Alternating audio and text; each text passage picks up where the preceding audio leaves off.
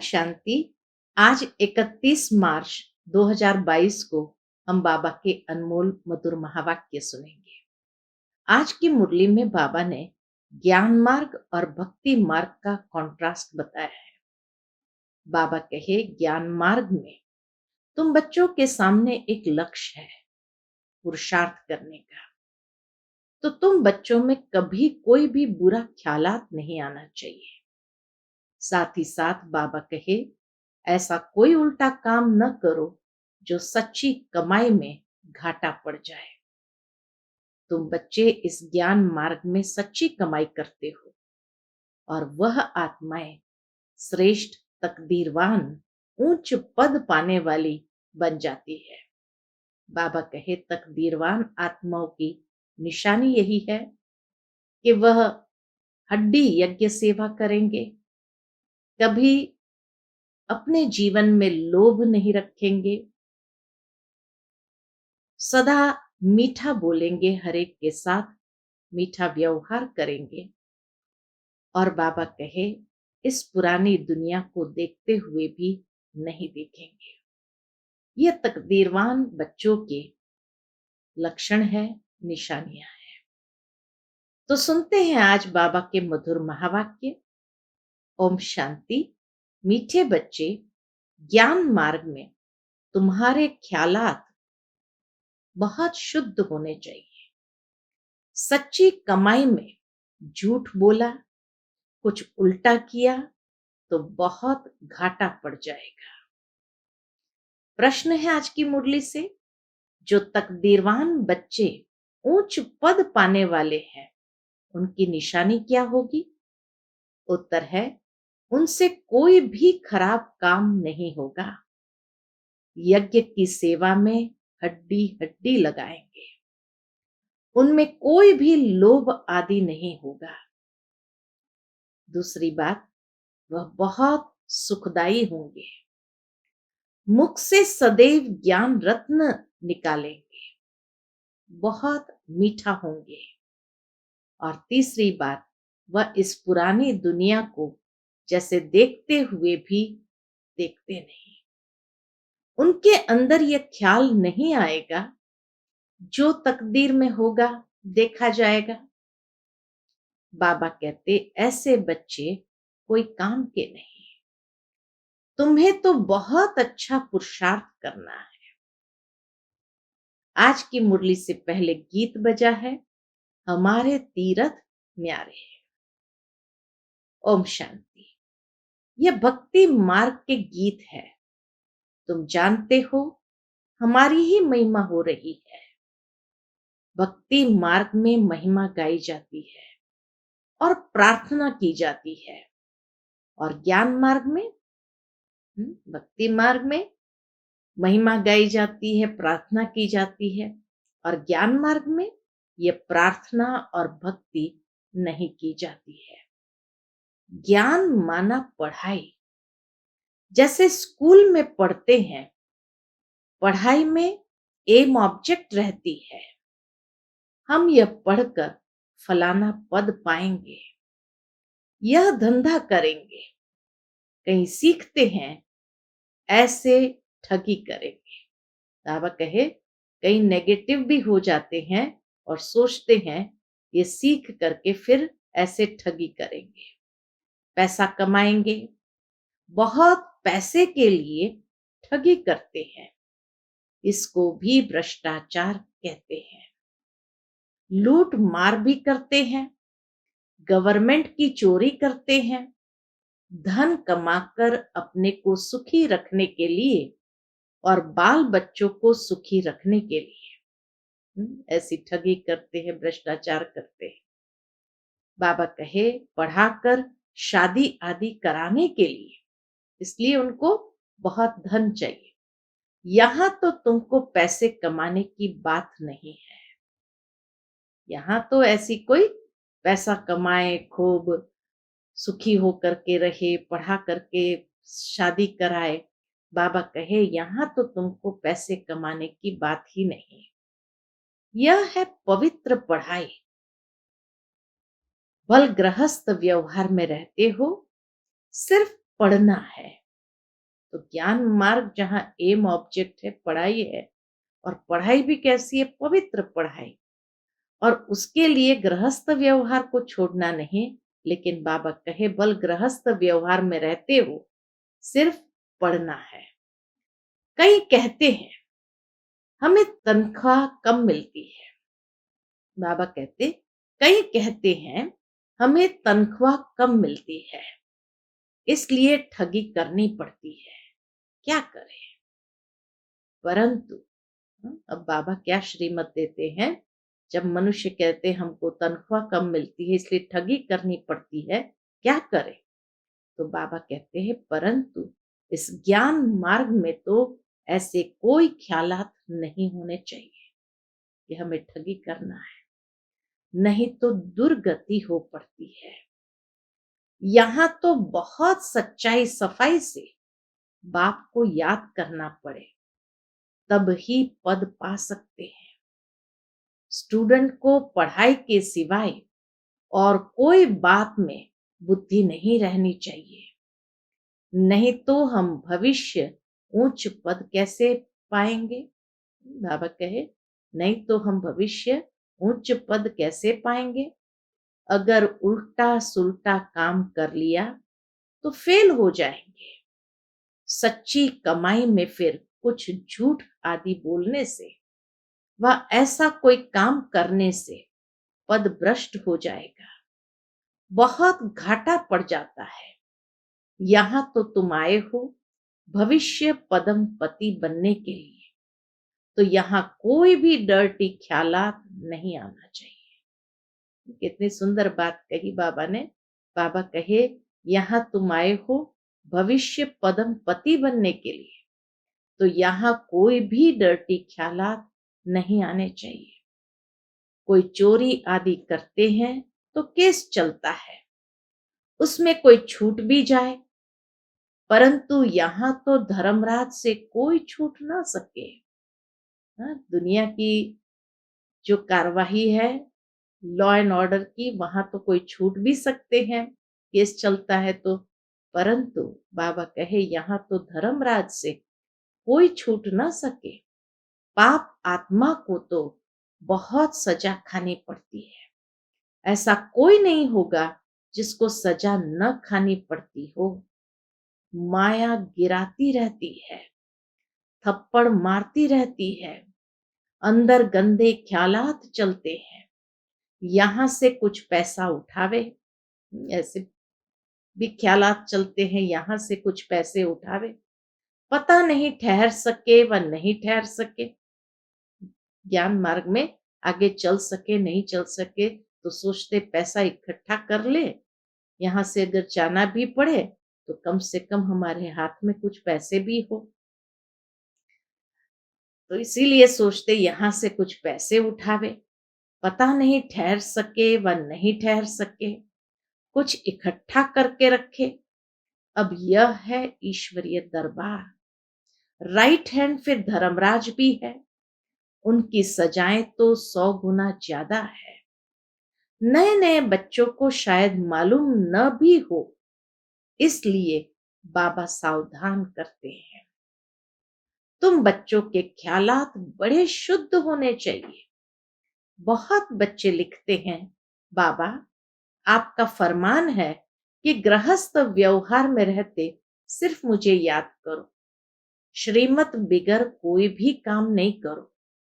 परंतु हमको तो व्यवहार में बहुत कुछ करना पड़ता है, नहीं तो हम गुजारा कैसे करें? इतने थोड़े रुपए से इतने भांति, यानी परिवार के सदस्य, भांति माना परिवार के सदस्य, तो कहते इतने भांति परिवार के सदस्य कैसे चल सकेंगे? भूखा रहना पड़े, इसलिए व्यापारी लोग धर्माओं भी कुछ निकालते रहते हैं। समझते हैं जो कुछ हमारे से पाप होते हैं वह मिट जाए। धर्माओं इसलिए निकालते हैं कि जो धंधे में थोड़ा बहुत पाप कर्म होता है तो इससे सब धुल जाएगा, हम धर्मात्मा बन जाए। धर्मात्मा पुरुष से बहुत पाप नहीं होता है, क्योंकि धर्मात्मा पाप से कुछ डरते हैं। ऐसे भी बहुत होते हैं जो कभी धंधे में झूठ नहीं बोलते, एकदम दाम फिक्स रखते हैं। कलकत्ते में एक बर्तन बेचने वाला था, सबके दाम बोर्ड पर लिख देता था, फिर कुछ भी कम नहीं करता। फिर कोई तो बहुत झूठ बोलते हैं, यह तो ज्ञान की पढ़ाई है। बाबा प्रैक्टिकल दुनिया में जो चल रहा है वो बातें कितना सुंदर रीति से बताते। बाबा कहे यह तो ज्ञान की पढ़ाई है, तुम पढ़ते हो भविष्य 21 जन्मों के लिए, तो बाबा को हर बात में सच बताना है। ऐसे नहीं, परमात्मा सब कुछ जानते हैं। बाप कहते हैं पढ़ेंगे तो उच्च पद पाएंगे, नहीं तो जहन्नुम यानी नरक में चले जाएंगे। हम थोड़ी बैठ देखेंगे कि तुम क्या क्या पाप करते हो। जो कुछ करते हो अपने लिए, अपना ही पद भ्रष्ट करते हो। नाम तो है पापात्मा, पुण्य आत्मा। बाप आकर पुण्य आत्मा बनाते हैं, तो कोई पाप नहीं होना चाहिए। बच्चों के लिए तो पाप का 100 गुना दंड हो जाएगा, बड़ा घाटा होता है। ऐसे ख्यालात नहीं रखने चाहिए कि जो होगा सो देखा जाएगा, अब तो कर ले। वह बच्चे कोई काम के नहीं। इस पुरानी दुनिया को तो बिल्कुल ही भूल जाना है, देखते हुए जैसे देखते नहीं। हम एक्टर है, अब नाटक पूरा होता है। 84 जन्म पूरे किए, अब हमको वापस जाना है। जितनी सर्विस करेंगे उतना उच्च पद पाएंगे। अभी प्रदर्शनी मेले की सर्विस निकली है। जो उच्च पद पाने के पुरुषार्थी होंगे उन्हों का ख्याल चलता रहेगा कि जाकर सुनो, सीखे कि कैसे भिन्न भिन्न रीति से समझाते हैं। वह चक्र लगाते रहेंगे, सुनते रहेंगे फलाना कैसे समझाते हैं। ऐसे सुनते सुनते बुद्धि का ताला खुल जाएगा। बहुत लिखते हैं, प्रदर्शनी से हमारी बुद्धि का ताला खुल गया है। बाबा ने बहुत मदद दी है। बाबा ऐसे बहुत मदद देते हैं। बाबा तो मदद देते हैं, परंतु किनको पता नहीं पड़ता है। इतना सूक्ष्म रीति, गुप्त रीति से मदद करते तो बाबा का पता भी नहीं पड़ता। और इसलिए क्या समझ लेते हैं, समझते हैं हमने बहुत अच्छा समझाया। कोई सच्चे बच्चे समझते हैं कि यह सारी मदद बाबा की है। जो दिल के सच्चे हैं वो समझते हैं ये सारी मदद बाबा की है। प्रदर्शनी की सर्विस से बहुत उन्नति हो सकती है। तुम ज्ञान सागर के बच्चे हो। बाबा की याद में रहने से ही बड़ा बल मिलता है। योग बल से ही तुम विश्व की बादशाही लेते हो। बस सिर्फ यही याद रहे कि हमको बाबा से वर्षा लेना है और श्रीमत पर चलना है। बस श्रीमत पर चलने में ही कमाई है। बाबा कहे श्रीमत पर चलने में ही कमाई है। बाकी इस दुनिया में तो कोई काम की चीज नहीं है, सब खत्म होना है। तुम ज्ञान सितारे हो, इस भारत को स्वर्ग बना रहे हो, और स्वर्ग बनने के लायक तो तुमको यहां ही बनना है। यज्ञ के पिछाड़ी तो हड्डी हड्डी चूर कर देनी चाहिए। बाबा कहे सेवा भी करनी है, यज्ञ के पिछाड़ी तो हड्डी हड्डी चूर कर देनी चाहिए। उनको फिर और कोई लोभ नहीं रहेगा। जिनकी तकदीर में नहीं है उनसे फिर खराब काम होते रहेंगे। यहां तो तुमको सुखदाई बनना है। बाप कहते हैं मैं सुखदाई बनाने आया हूं, तुम भी सुखदाई बनो। उनके मुख से सदैव ज्ञान रत्न निकलेंगे, शैतानी की कोई बात नहीं निकलेगी। झूठ बोलने से तो कुछ न बोलना अच्छा है। बहुत मीठा बनना है, माँ बाप का शो करना है। बाबा के लिए ही लिखा है, सतगुरु का निंदक ठौर न पाए। भक्ति मार्ग में भी ये बात कही जाती कि सतगुरु का निंदक ठौर न पाए। जरा भी कड़वापन, अवगुण आदि नहीं होने चाहिए। बहुत है जिनको थोड़ी चीज नहीं मिलती है तो एकदम बिगड़ पड़ते हैं, परंतु बच्चों को परीक्षा समझ शांत में रहना चाहिए कि ये भी एक प्रकार की परीक्षा है। आगे बड़े बड़े ऋषि मुनि कहते थे, हम ईश्वर को नहीं जानते। अब अगर यह लोग यानी सन्यासी आदि ऐसे कहे तो कोई इनको माने ही नहीं। समझेंगे जो खुद ही ईश्वर को नहीं जानते वह हमको रास्ता क्या बताएंगे। आजकल एक दो के गुरु बहुत बन गए हैं। हिंदू नारी का पति भी गुरु है, ईश्वर है। गुरु तो सदगति देंगे या पतित बनाएंगे। अब तुम जानते हो, जो भी सब सजनियां हैं उनका गुरु अथवा साजन है एक। उनका गुरु अथवा साजन है एक। मात पिता बाप दादा सब कुछ वही है। यह लोग फिर पति के लिए यह अक्षर कह देते हैं, बाकी यहां तो वह बात नहीं। यहां तो तुम आत्माओं को परमपिता परमात्मा पढ़ाते हैं। आत्मा इतनी छोटी है जिसमें 84 जन्मों का पाठ नुना हुआ है। परमात्मा भी छोटा स्टार है, उनमें भी सारा पाठ नुंदा हुआ है। मनुष्य समझते हैं परमात्मा सर्वशक्तिमान है, सब कुछ कर सकता है। परम पिता परमात्मा कहते हैं, ऐसी कोई बात नहीं है, ड्रामा अनुसार मेरा भी पाठ है। बाबा समझाते हैं, तुम सब आत्माएं आपस में भाई भाई हो। आत्मा अपने भाई के शरीर का खून कैसे करेगी। हम सब आत्माओं को बाप से वर्षा लेना है, मेल हो चाहे फीमेल।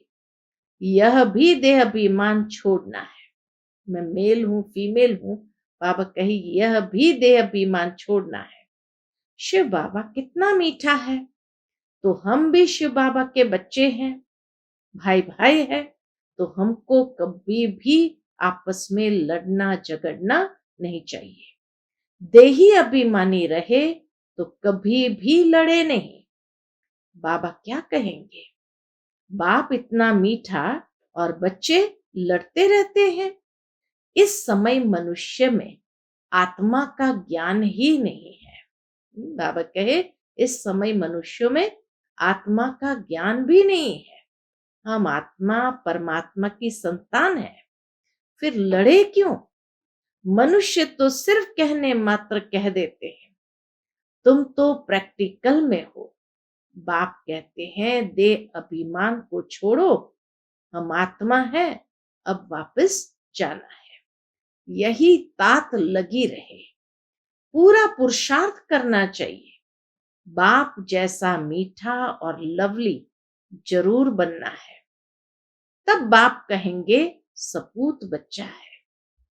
बाप जैसा मीठा और लवली होंगे तब बाप कहेंगे सपूत बच्चा है। कितना लवली हो गया, कितना लवली हो गया है। बाप कितना निरहंकारी है, कहते हैं मैं तुम्हारा बाप टीचर गुरु सब कुछ हूं।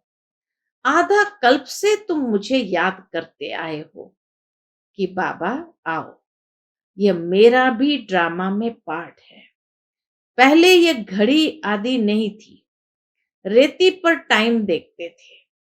यह साइंस से जो कुछ बन रहा है यह तुम्हारे लिए है। यह साइंस वाले कोई ज्ञान नहीं लेंगे, उनको आना ही प्रजा में है। साइंस वाले बाबा कहे उनको आना ही प्रजा में। महल आदि बनाने वाली तो प्रजा ही होती है ना, राजा रानी तो ऑर्डर देने वाले होते हैं। तो यह कोई गुम नहीं हो जाएंगे, ये बहुत होशियार हो रहे हैं। बाकी चंद्रमा आदि पर जाना, यह सब अति की निशानी है। साइंस भी दुख देने वाली हो गई है। वहां सुख की चीजें रहती है। सतयुग में सुख की चीजें रहती है। यह बाकी है थोड़े समय के लिए। टू मच में जाते हैं तो विनाश हो जाता है। बाकी सुख तो तुम भोगेंगे। मम्मा बाबा कहते हो तो फॉलो करना चाहिए।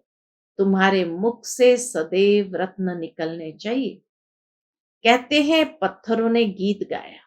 कुछ दिन पहले भी बाबा ने कहा कि ऐसे दुनिया में कहा जाता पत्थरों ने गीत गाया।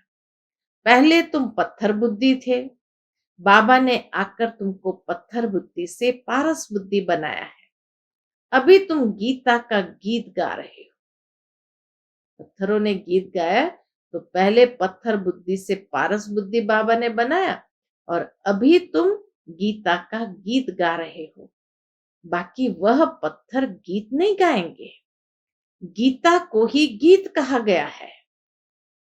दुनिया में भी कहा जाता है, गीता शब्द निकला है कि ये भगवान का गाया हुआ गीत है। तो गीता को ही गीत कहा जाता है। तुम अभी परम पिता परमात्मा की बायोग्राफी को जानते हो। वह लोग तो कुछ भी अर्थ नहीं समझते हैं। रत्नों के बदले पत्थर ही मारते हैं। अब तुम्हारी बुद्धि में रत्न है नंबरवार। कोई के मुख से तो हीरे मोती निकलते हैं, इसलिए ही तुम्हारे नाम पड़े हैं नीलम परी, सब्ज परी। तुम पत्थरों से रत्न अथवा पारस बन रहे हो। पत्थरों से रत्न अथवा पारस बन रहे हो। अब तुम्हारा काम है जो भी आवे उनको समझाना। तो तुम्हारा परम पिता परमात्मा के साथ क्या संबंध है, ये बात जरूर पहले पूछनी है। जब तक इस बात का एक्यूरेट जवाब नहीं लिख कर दे, तब तक बाबा को मिलना ही फालतू है। जब तक ये एक्यूरेट पता ही न हो, फिर बाबा को मिलाना फालतू हो जाता है। तो बाबा कहे, जब तक इस बात का एक्यूरेट जवाब नहीं लिख कर दे, तब तक बाबा को मिलाना ही फालतू है। पहले बाप को जाने, तब समझे कि बीके किसकी पौत्रियां हैं। बड़ी ऊंची मंजिल है। 21 जन्मों की बादशाही गरीब से गरीब भी ले सकते हैं। विश्व का मालिक बनना कोई कम बात है क्या? सिर्फ श्रीमत पर चलना है। भगवान खुद कुर्बान जाते हैं बच्चों पर। यहाँ तो भगवान खुद कुर्बान जाते हैं बच्चों पर। 21 जन्मों की कुर्बानी करते हैं। कहते हैं विश्व के मालिक भव। वरदान दे दिया बाबा। कहते हैं विश्व के मालिक भव। जरूर बच्चों के मुख से रत्न ही निकलते हैं, तब तो भविष्य में पूजनीय देवता बनते। अच्छा, मीठे मीठे सिकिलते बच्चों प्रति माता पिता बाप दादा का याद प्यार और गुड मॉर्निंग। रूहानी बाप की रूहानी बच्चों को नमस्ते। हम सब रूहानी बच्चों की रूहानी माता पिता बाप दादा को याद प्यार, गुड मॉर्निंग और नमस्ते नमस्ते। शुक्रिया बाबा, शुक्रिया। आज की मुरली से धारणा के लिए मुख्य सार है। पहली पॉइंट, मीठा बन माँ बाप का शो करना है। कड़वापन जरा भी है तो उसे निकाल देना है। बाप जैसा मीठा लवली जरूर बनना है। दूसरी पॉइंट, कोई भी काम श्रीमत के बिना नहीं करना है। श्रीमत में ही सच्ची कमाई है। आज का बाप दादा का मधुर वरदान हम बच्चों के प्रति है। नॉलेजफुल बन, हर कर्म के परिणाम को जान, कर्म करने वाले मास्टर त्रिकालदर्शी भव। नॉलेजफुल बन, हर कर्म के परिणाम को जान, कर्म करने वाले मास्टर त्रिकालदर्शी भव। त्रिकालदर्शी बच्चे हर कर्म के परिणाम को जानकर फिर कर्म करते हैं। वे कभी ऐसे नहीं कहते कि होना तो ये नहीं चाहिए था, लेकिन हो गया। बाबा कहे, वे कभी ऐसे नहीं कहते कि होना तो नहीं चाहिए था, लेकिन हो गया। बोलना नहीं चाहिए था, लेकिन बोल दिया। इससे सिद्ध है कि कर्म के परिणाम को न जान भोलेपन में कर्म कर लेते हो। भोला बनना अच्छा है, लेकिन दिल से भोले बनो, बातों में और कर्म में भोले नहीं बनो। उसमें त्रिकालदर्शी बनकर हर बात सुनो और बोलो, तब कहेंगे सेंट अर्थात महान आत्मा। दिल से भोले बनो, बातों और कर्मों में भोले नहीं। त्रिकालदर्शी बनकर हर बात सुनो और बोलो, तब कहेंगे सेंट यानी महान आत्मा। आज का स्लोगन है, एक दो को कॉपी करने के बजाय बाप को कॉपी करो तो श्रेष्ठ आत्मा बन जाएंगे। अच्छा, ओम शांति।